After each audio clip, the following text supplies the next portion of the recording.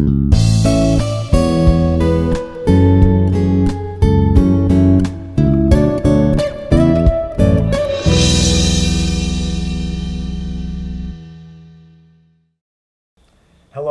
welcome back to A Better World. This is your host, Mitchell Rabin, and I'm very glad you're joining us again today. Today we're going to have another very interesting show. We have invited back Lynne McTaggart, who has been on our radio show as well, this time to talk about her latest book called The Power of Eight, which, by the way, is coming out in paperback relatively soon. You want to get this because it is really earth-shattering, and it's actually, I believe, going to be earth-healing in many, many respects.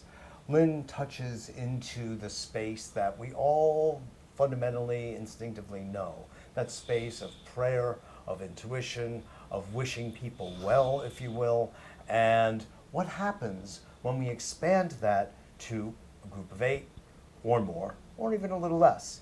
Well, her research has shown that through scientific method, magic happens. So that's going to be the subject of today's show, and you'll see what I'm talking about. Lynne, great to see you, my dear. Lovely to see you again, Mitchell. You're doing such great work. You're Thank going you. around the world, and things are changing. I hope so. Yeah, right. They need to. They need to be. God knows. Yeah. Why don't you give us a little introduction, if you would, first to the fundamental idea behind the Power of 8, and then we'll go into some of the research and science that you have noted. Okay. I started out in 2007 wanting to test the power of intention because I didn't really believe that a lot of the people talking about the law of attraction or the secret, I didn't believe what they were saying. And I wanted to really... 21st century doubting Thomas. I certainly was. Yeah. And so I wanted to test it. And I thought, okay, let's do this with the rigorous science. So I knew a lot of scientists in consciousness research, and I also had lots of readers because the field was in 30 languages. So I thought I could just put these together and I'd have the biggest global laboratory in the world. Mm-hmm. So I was less than convinced it was going to work, Mitchell. But I embarked on a series of studies working with a bunch of scientists in different prestigious universities. Gary Schwartz, for instance, at University of Arizona. Absolutely. Love his work. Yes, and Jessica Utz at University of California at Irvine, and Rustum Roy, the world's expert on material sciences at Penn State, etc. And so what we would do is every so often we would set up a very well-controlled experiment in their lab or out in the field, and they'd be measuring it. And then I would ask my readers to come onto my website or a web television and all send the same thought at the same time to that target. So I was less than convinced this was going to work, but it really worked. I mean, we have run 33 experiments to date, everything from trying to affect the very subtle properties of a leaf to making seeds grow faster to That's right. purifying Gary water. wanted you to start with lower level life forms. Baby steps, one by one by one. It was one seed at a time. It was I'm excruciating. Yeah, But anyway, we did a yeah. lot of water experiments, trying to purify water, before we got to big experiments, trying to lower Bigger violence. water. Yeah, bigger water, human beings. Trying to lower violence in war-torn areas, and also trying to... We're going to come back to Yeah, trying to heal somebody of PTSD. Mm-hmm. So of those 33, 29 have shown measurable, positive, mostly significant effects. And so I always look at that in comparison to the pharmaceutical industry, and there is no drug out there with that kind of consistent track record. 29 out of 33 of the experiments that you conducted showed statistically significant results. Positive results, mostly statistically. A lot of them were statistically significant. In fact, the majority. Mm-hmm. Even if it were way less than that, it's still significant. Yeah, overall. yeah. But most of them showed a big, big response, and most of them were significant. So you went through leaves, you went through seeds, you came to humans, and still you were getting these kinds of results. So yes, absolutely. What did Gary have to say?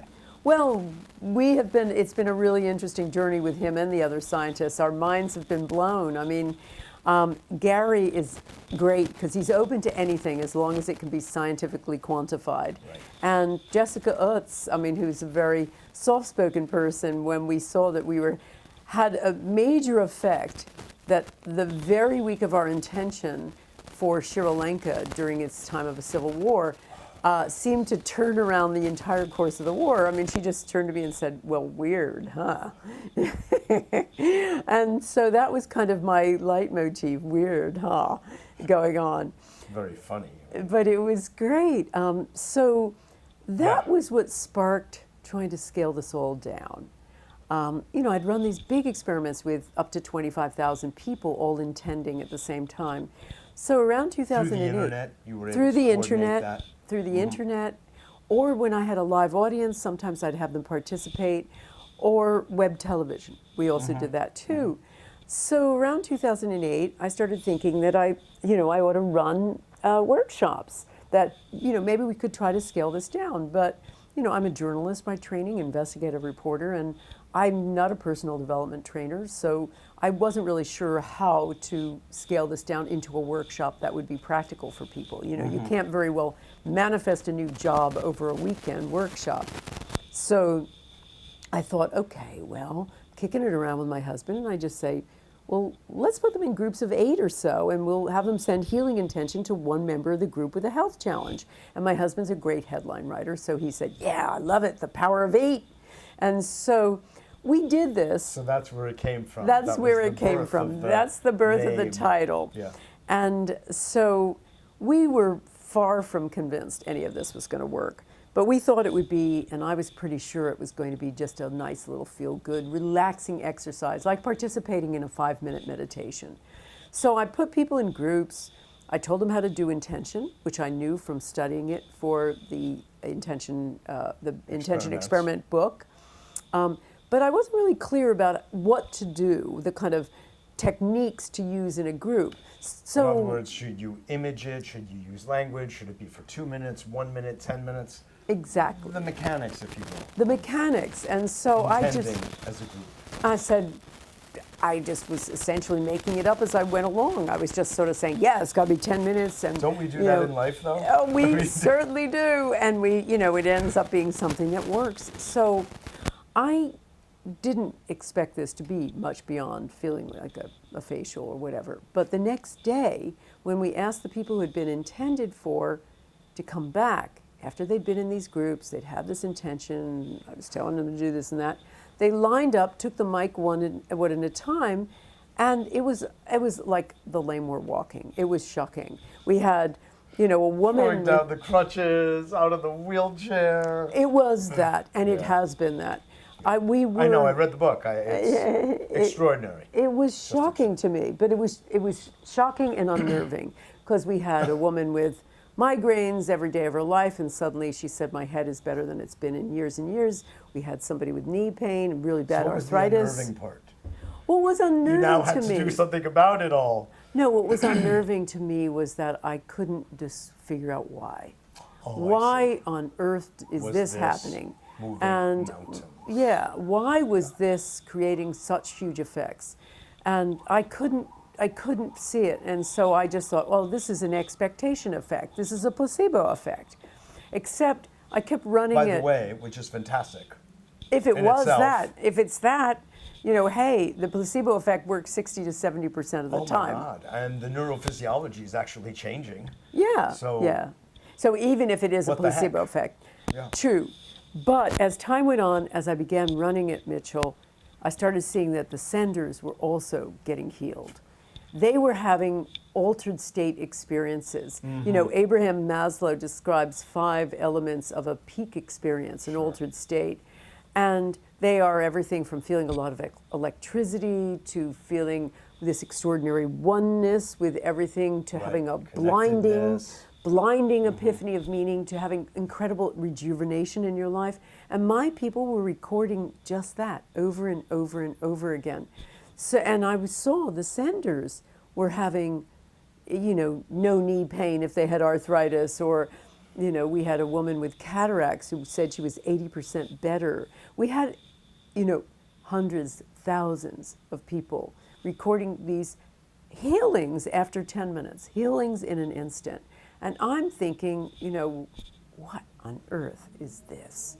And so that was the unnerving part. So for many years.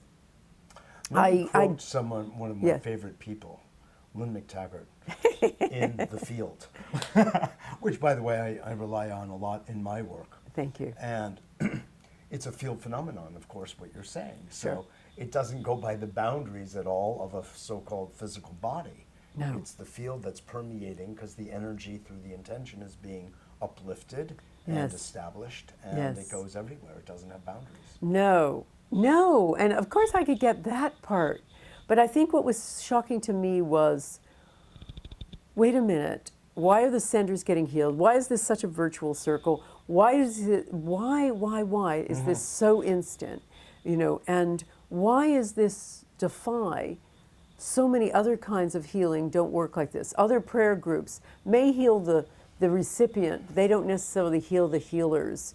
And so that was all those questions. So I was cautiously blown away, but I was also Possible? It was. I was like, yes, this is cautiously blown away. I was blown away, but I was also good line. It was also like, okay, what's going on here? So for the longest time, I experimented with it. I would do it in every workshop, and I would study it. And I would see, oh, wow. And, you know, I went through all kinds of emotions, everything from getting blasé about it, you know, oh, ho-hum, another healing, right, to apologizing for it, you know, saying, well, you know, I don't really know what right, this is. I'm learning with you, to saying, I'm just a journalist, I'm just recording it. So it was hard for me to own it. And I also kept wanting to figure out, well, somebody had to, well, there were two things I wanted to figure out: why it worked and why me. You know, why had this occurred with me, totally by accident. And the other thing that I wanted to know is, who had thought of this before me? Somebody had to. I couldn't have discovered this. So that was the real shocker to me, because I spoke to all kinds of experts, experts in esoteric religions, esoteric right, practices, indigenous this is the practices. Stonehenge research you were doing. Yeah. And looking into and speaking to an expert and a few experts who were expert in religious healing and, you know, as I say, these indigenous practices. And there were plenty of prayer circles. Every major religion has them. From, you know, Judaism has the minyans, the group of 10. Islam has people around. They do a circle around the Kaaba, the holy sacred thing. Of course, there are prayer circles developed by Teresa de Avila, the saint in the Catholic religion. You know, everybody has prayer circles, but I could find no evidence anywhere, nor anyone who was expert on these practices who could say, yeah, the senders as well as the receivers heal. So that was, there was no mirror effect thing that was going on. And of course, around this time too, Mitchell, the other big mind blower for me was, it was interesting. We were getting all these positive effects with the intention experiment, but that wasn't as interesting as what was happening to the participants. Once we started working on people-oriented experiments like lowering violence in war-torn areas, their responses, the participants, because I surveyed them, I started surveying them in 2008, basically saying, what happened to you during the experiment and what else happened, what has happened after it, anything. Their effects were mirroring the focus of the experiment. So when we were doing experiments for peace, the participants' lives were becoming more peaceful. They were making up with estranged relations. They were getting along better with their spouses. They were getting along better with their coworkers and their not so nice boss. They were falling in love with everybody with whom they came into contact. Actually. And life. Yeah. They were like totally rejuvenated. And again, I'm thinking, what on earth is going on here? Or if we had a healing experiment, there were a lot of healings as well with the peace experiments, but also when we did a healing experiment for someone with PTSD, which seemed to work. He never needed any more treatment again after that, and went on, traveled, did all kinds of things, married the love of his life, had a child, and was Mitchell healed. Dean? No, that was Todd Voss. Oh, okay. Yeah. So he, you know, he was Some healed. of the stories are amazing of Yes. individuals who have gone through such a transformation. They're incredible. And so it was why I had to start really documenting them because, Yeah. and it was my husband who said to me, it took me a long time to get the courage to write this book. And he said to me, reading yet another set of amazing results like this, he said, okay, Lynn, at what point are you going to write this up? It was... And own it. And own it, because I it's know. coming out of your intention. I'm sure it is. It is. It was a need to really try to understand, as I say, why and why me. That was the weirdest thing of it.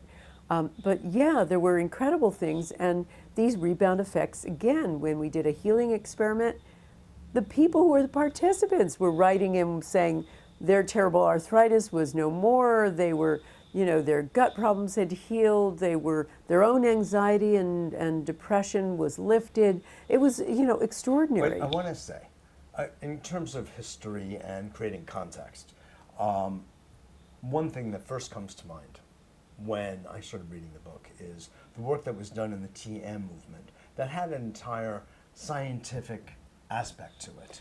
They Yes. had, researchers at Harvard, professor at Harvard, Dr. Yes. John Hagelin, et cetera, and others.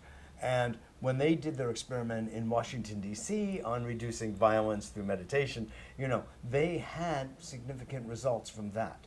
I don't ever remember hearing one thing or the other. It's true that I didn't know about the senders getting the benefit. And then there's Larry Dossey's work with prayer, where he aggregated, literally thousands of prayer circles and double-blind experiments as well. Yes. As well as experiments with organisms in, Yes. petri dishes, et cetera, and Yes. affecting. So that's mind over matter and things that we know well. Yes. Yes. But The TM folks were a real inspiration. they were a real inspiration. Yeah, they But I were an wanna inspiration. say, Yeah. last night you were getting a little biblical, and I thought that was kind of interesting. And I'm thinking about another sort of biblical idea of when you give, you get back multiple. Sure. Tenfold, right? Well, yes. So yes. in this context, Lynn, I'm thinking about that perhaps there is some kind of natural law or principle that is actually operating here. And it could be that in these other contexts, they weren't even thinking about the sender getting the benefit, but because you had that idea, it actually started to show up in your results. Maybe that was it. I mean, remember too. Not limiting anything, Yeah. but just Yeah. suggesting. Remember several Does that make things. sense to you? Yes. Remember several things about the TM studies. They were of an inspiration in terms of how we should create a framework for our studies. Yes. Because Gary Schwartz and I, when we were doing the first peace experiment, said, well, look at all the TM stuff. Mm-hmm. They never did this for less than 8 days. So I think it was 6 or 8 days. So with our peace experiments, in the main, we have done them at 6 For or that 8 days. duration. So we looked at some of that.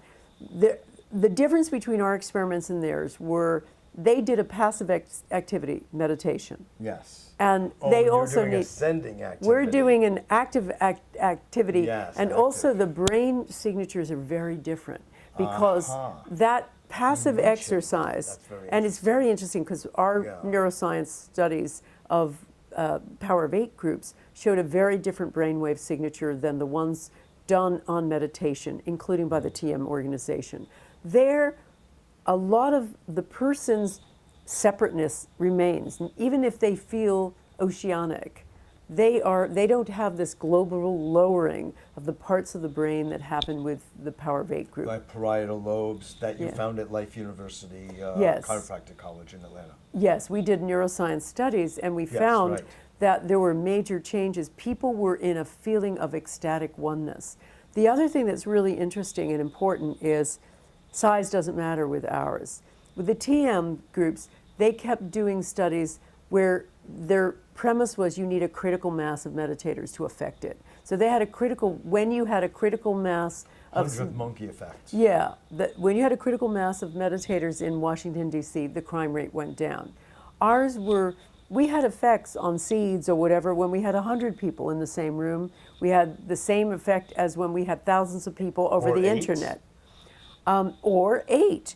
And of course, we had enormous effects. Interesting number of them all, actually. Yeah. Absolutely. Absolutely. So No, that's a very interesting thing, because you would think more is better. more But isn't better. size doesn't matter. Size doesn't Which matter. we should know by now. Yeah, you just need a Yeah. group. You just need a group. There is something about, so I run groups. I've been doing it for years in my holistic psychotherapy hat, and I work with morphogenetic fields, quantum fields, etc. And I utilize your work, by the way, to help create consensus around the power of intention. So thank you very Great. much. Wonderful. And Thank Joe you. Dispenza's work and Bruce Lipton's, your Fantastic. friend. Yeah. So I understand there's something dynamically that happens with people, and again, I don't know why I'm getting so biblical. I think it's your fault, because where one or more are gathered, voila, there I am, right? So there's Absolutely. something to these ancient adages that are actually getting borne out scientifically through you as a vehicle, if you will. Well, it was I don't mean really just interesting. You, but I mean, sure. you were one of those vehicles for this. Well, and I didn't want to give this a religious context, but when I was trying to find, who else had thought about this, I found a very interesting little-known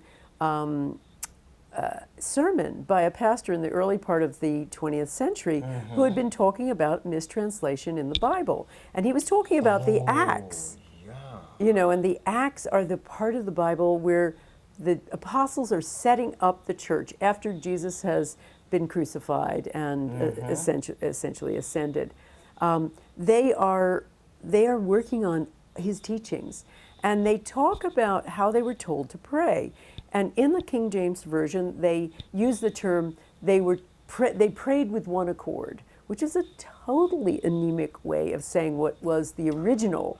And the original was this word in the Hellenic Greek that was homothumadon. And what that is a musical adverb. And what it means is passionately with one voice. So is that where we get the word enthusiasmos or something? I don't know. It sounds sort of interesting. Yes. Sounds interesting. I'm going to look into that afterwards. But that is an interesting thought. Well, homothumadon is a musical term. It really is like a symphony, where you've got these individual instruments coming together for a collective sound. And so when you go back and you look at the Bible, you see... A chord. Yeah, a chord. Ooh, that's so good. But it could well be, right? It could be, but they needed passionately with one voice. Yes, that's that right, translation. Right. So what they talked about in the Bible over and over again, apparently Jesus had told them, you pray in this manner. You always pray passionately and with one voice as a group, as the 12, and you will heal and you will be healed. And so I kept looking at that. And of course, I thought of the other things when one or more are gathered. Because the initial idea of the church, when they were first setting it up, they all prayed as one. They had 120 in the first big prayer group, and they all prayed as one. And so that carried on over and over again, this context of passionately and with one voice. And as you say, when one or more are gathered, and then of course the other one is, of course, do unto others. It's almost a Hallmark card now with us. Right. But what I found in researching the altruism piece, which you talked about, the idea of getting off of yourself, that was so huge. There was so much stuff in the body that gets activated when we thinking unto others. The vagus nerve, we have to get into that, absolutely. I consider this all a biological phenomenon that is a function of this bizarre idea of separateness. And this is just another substantiation of the oneness, which shows up when we're getting back, because we have this idea of being separate. So it looks like there's a giving back, but there's just a giving in some way. There's just a giving, absolutely. Does that make sense with your... Totally, Yeah. and what I think happens with the power of 8 is we go back to our natural state, which is oneness. We don't experience that in our life. We feel very separate. We are... Completely. Everything is identified, and our whole culture is based on this idea of separateness, really. Absolutely. So we have to go far in the other direction to begin to connect to the oneness. Absolutely. And I It's like just swimming think upstream, right? it is, because we're so, as you say, we're culturally imbued with the idea from the time we're children. We're Completely. focused on individuality. We think of individuality as a great, great thing, and it's actually, in many instances, it is, other than on the sports field or for certain kinds of achievement, it's a dangerous thing, because it is making us, it is making us feel separate and alone, and encouraging that all the time. And when people say, It's a cowboy mentality. It's the pioneering mentality. It is. So there's a little something that's kind of exciting, but that's very short-lived. And so Yeah. we end up having a cowboy president, make us great again, and at the expense of everybody else, right? well, absolutely, So to speak. absolutely. So, But I know where you're going with this. And and appreciate it. I think the real important point here is that so many people, when they're in these Power of Eight groups, say, I felt like I was home. And that's it. This is our natural state. Yeah. Connectedness, togetherness. And when we have that, which is so rare these days, it's extraordinarily healing. Really true.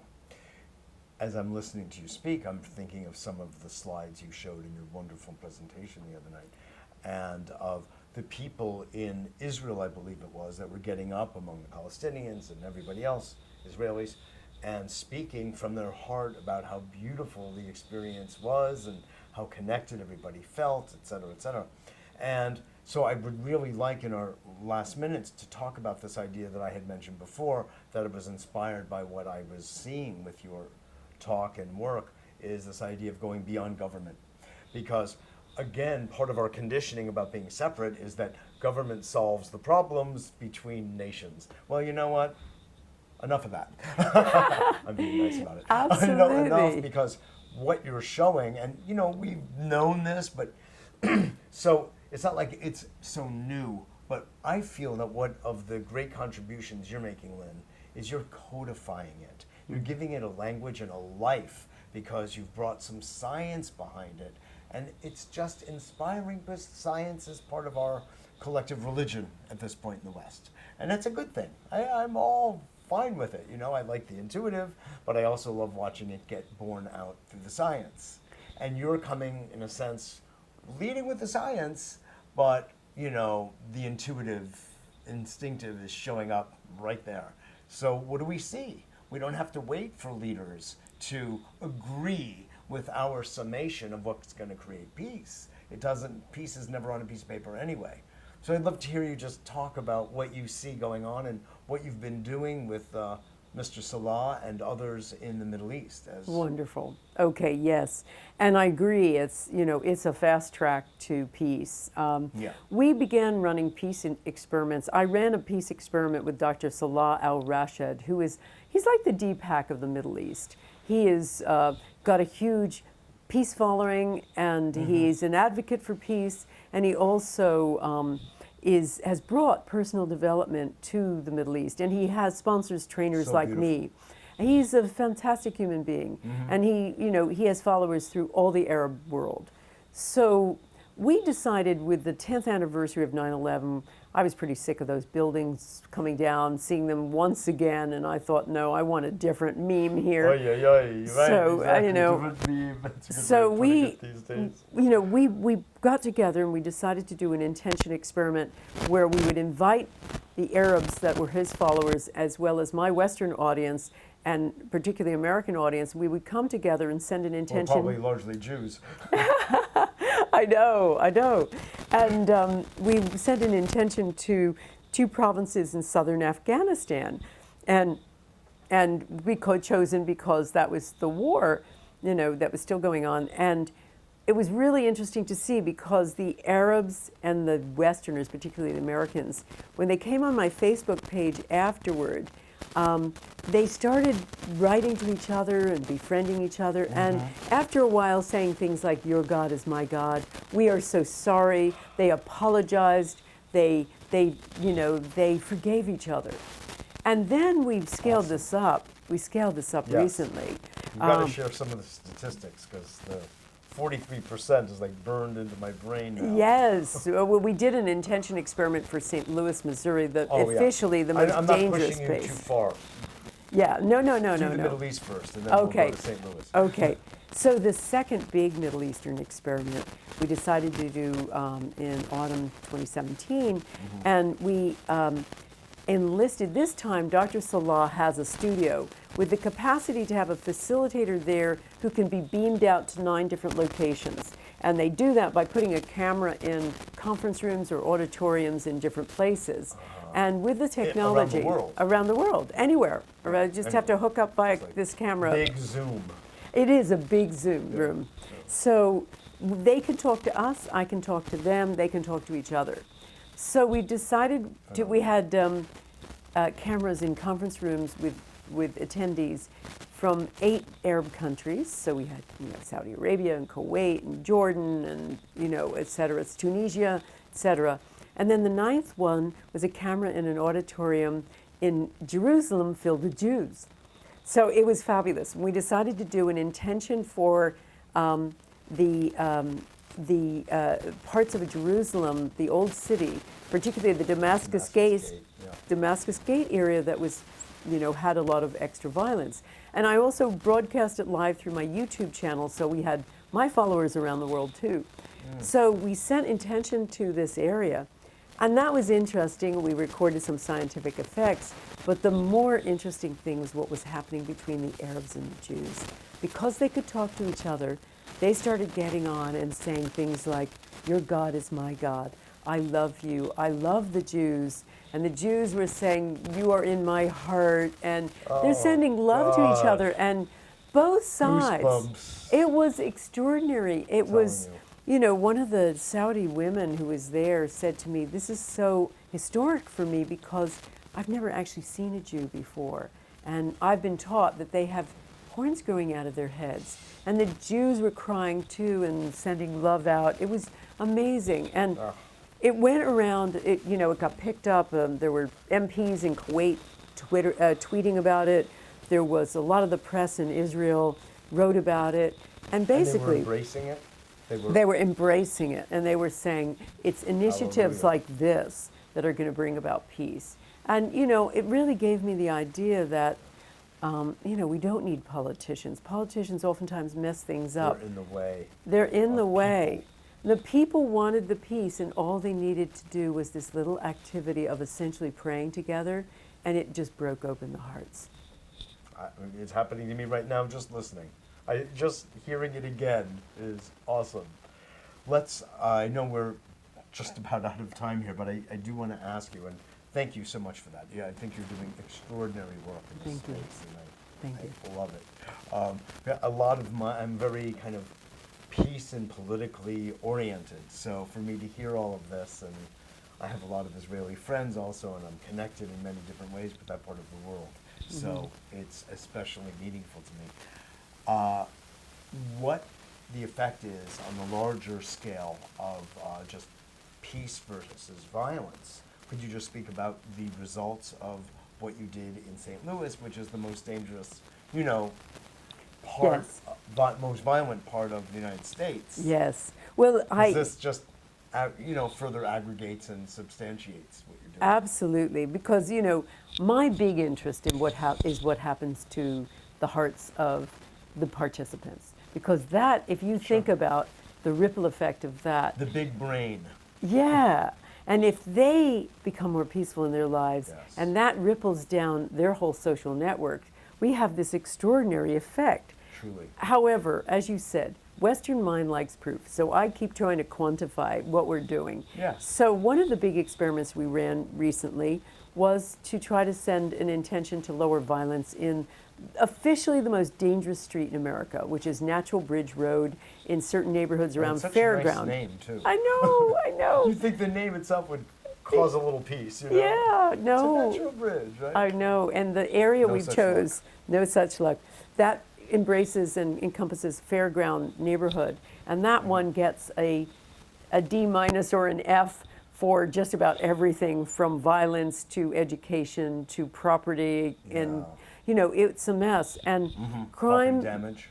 crime, Theft. all of that, and violent crime. And violent crime and Even property. more than Chicago then, huh? Oh, yeah. No. First and most dangerous place in America. So all of crime had been going up as an upward trend of, property crime and violent crime in St. Louis. So afterward, we waited a good 6 months after our experiment, and I had Dr. Jessica Utz, professor of statistics, University of California, do an analysis. We took from 3 years before our experiment to 6 months afterward, monthly data on violence and violent crime and property crime for all of St. Louis, property crime for all of St. Louis, violent crime for Fairground, our neighborhood we focused on, and property crime for Fairground. And they noticed for all of St. Louis, for violent crime, property crime for all of St. Louis, and property crime for Fairground, the statistics continued to go up. And the only one that went down was violent crime, the target of our intention in Fairground. And that went down by 43% from the year before. God. So the focus is one variable that you're working with on that one particular item, and that's the one that showed the opposite yes, of the and the hockey stick. Exactly, and the hockey stick bent right at the time of our intention, and we bucked the trend, so just going down. The correlation. Yes. So I'm just so happy, really am. So you're doing like what I keep saying, the intuition that we have that we can really make a difference in the world, and that the power is within us. Just sound a cliche, but it's only a cliche because we don't apply it, so we have to keep saying it to remind ourselves. Well, of this it. is it. I mean, But we don't the science is need. bearing it out. Yeah. The parietal lobes are changing. The prefrontal cortex is changing. I really would love to see a next step where the heart radiation, the eminence from the heart emanation is changed. And then we can measure resonance connectedness to other people. That would be very cool. Right? That would be Heart really math cool. style, Yes, absolutely. Because I think that's going to be that's going to be the field that is Yes. going to show everybody very graphically how the world changes. Absolutely. And it's going to be sort of like that. Absolutely. And, when we look at, we're going to be looking at immune system markers for our participants. We're going to be looking at a lot of other stuff. And it's, the research goes on. I mean, my little job. Say last word, if you would, about the relationship of compassion to the vagus nerve and the immune system. That was and oxytocin release, which I talk about all the time, but I never knew of the connection there between that and the vagus nerve. My own ignorance. So well, it's, we don't look at stuff like this. Yeah. The vagus nerve is the longest nerve of the body, and it winds through Yes. all the major organs of the body, and it also is involved in the release of oxytocin, that, the love hormone that we Bonding. release with bonding, et cetera, and love for children, et cetera. And that's another good, actually, promotion for your book called The Bond, which I exactly. also love. Thank you very much. And what we find is that that when this happens, it also has a virtuous effect on the immune system. So when the sender does something compassionate, that immune system keeps refreshing. So we get healthier and happier and more loving when we give. But the other thing that happens is really amazing. Studies from Berkeley show that when we do a compassionate act, such as sending intention for peace, it also activates the part of us that feels less separate from people not like us. So hence, that gave me some really good research to say, well, why is that Middle East intention experiment suddenly getting rid of all of the animosity between Jews and Arabs? And here you've got it. As soon as we start doing something like that, the heart breaks open. We have to continue this, of course, but we've been doing it for years, but we are out of time. But I just thank you so much for your work. I've got to give you a hug and help with oxytocin release, I'll hold up my book for you. Absolutely. Yeah. The Power of 8. Thank you so much, Lynne McTaggart, for being on the show again today. It's been a delight, Mitchell. Thank you so much. Absolutely. Mitchell J. Rabin for A Better World. Make sure to contact us at mjr@abetterworld.net. Love to hear from you and visit our website also, www.abetterworld.tv, and I look forward to seeing you all next week.